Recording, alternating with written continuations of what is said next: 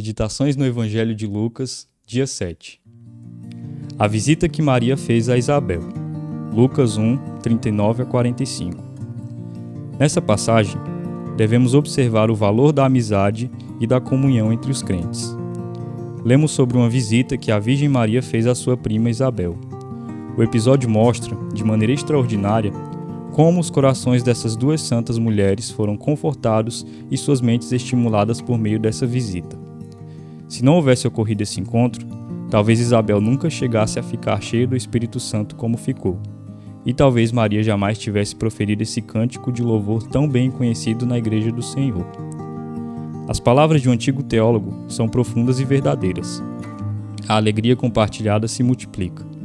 A tristeza se expande ao ser ocultada, a alegria ao ser repartida. Devemos sempre considerar a comunhão com outros crentes como um excelente meio de graça. Trocar experiências com os companheiros de viagem é como uma parada refrescante em nossa jornada pelo caminho estreito. Ajuda-nos de forma imensurável e também os ajuda, de modo que se torna algo lucrativo para todos. Trata-se da experiência mais próxima da alegria celeste que se pode desfrutar nessa terra. Como o ferro com o ferro se afia, assim o homem ao seu amigo. Precisamos nos lembrar sempre disso.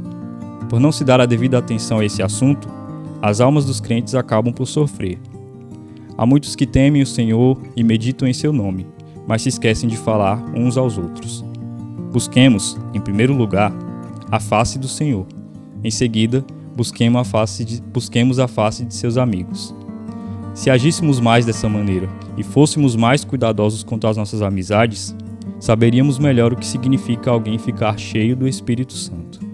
Nessa passagem, notemos também o conhecimento espiritual claro demonstrado pela linguagem de Isabel. Refere-se à Virgem Maria de uma forma que demonstra tratar-se de alguém que havia sido profundamente ensinada por Deus. Refere-se a Maria como a mãe do meu Senhor.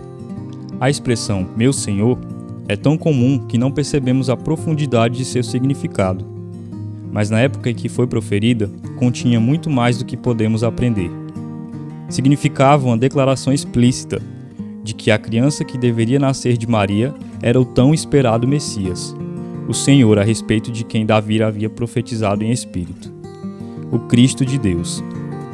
Vista sob esse prisma, tal expressão torna-se um lindo exemplo de fé. Trata-se de uma confissão digna de ser colocada lado a lado com aquela que Pedro fez ao dizer a Jesus: Tu és o Cristo. Lembremos o significado profundo da palavra Senhor e sejamos cautelosos, não a usando de maneira superficial ou desatenta. Consideremos o fato de que ela não se aplica corretamente a ninguém mais, a não ser àquele que foi crucificado no Calvário por causa de nossos pecados. Que a lembrança desse fato revista essa expressão de santa reverência, levando-nos a considerar bem a maneira como será pronunciada por nossos lábios. Existem dois textos relacionados a essa palavra que sempre devem subir aos nossos corações. No primeiro, está escrito: ninguém pode dizer Senhor Jesus, senão pelo Espírito Santo.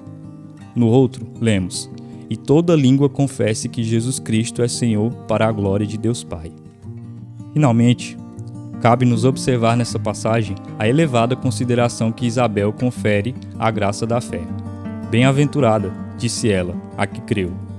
Não nos deve causar espanto que essa mulher santa elogie dessa forma a fé. Sem dúvida, ela estava familiarizada com as escrituras do Antigo Testamento. Sabia bem quais grandes obras a fé realizara. E qual é a história dos santos de Deus de todas as épocas, senão o registro de homens e mulheres que obtiveram bom testemunho pela fé? Qual é a história singela, desde Abel, senão a narrativa de pecadores redimidos que creram e, por essa razão, foram abençoados? Pela fé, apossaram-se de promessas, viveram e andaram pela fé, suportaram duras provações, contemplaram um Salvador ainda não visto e bênçãos que ainda viriam. Pela fé, lutaram contra o mundo, a carne e o diabo. Foram vencedores e chegaram a lá em segurança. E a Virgem Maria estava provando que fazia parte desse grupo precioso de pessoas. Não admiremos que Isabel tenha dito: bem-aventurada a que creu. Será que conhecemos apenas um pouquinho dessa fé tão preciosa? Afinal, essa é a pergunta que nos preocupa. Conhecemos alguma coisa da fé exercida pelos eleitos de Deus, a fé que é uma realização divina? Que jamais possamos dar descanso à nossa alma até conhecermos essa fé por experiência própria. E uma vez experimentada, que jamais deixemos de orar para que ela cresça abundantemente. É 1000 vezes melhor ser rico em fé do que em ouro. O ouro não terá valor no reino invisível para o qual estamos nos dirigindo.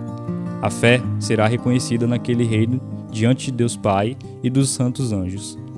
Quando se estabelecer o grande trono branco e forem abertos os livros, quando os mortos deixarem seus túmulos e receberem a sentença final, então o valor real da fé será totalmente conhecido. Os homens saberão, se não tiverem sabido antes, que as seguintes palavras são verdadeiras: bem-aventurado os que creram. Que Deus abençoe e até amanhã.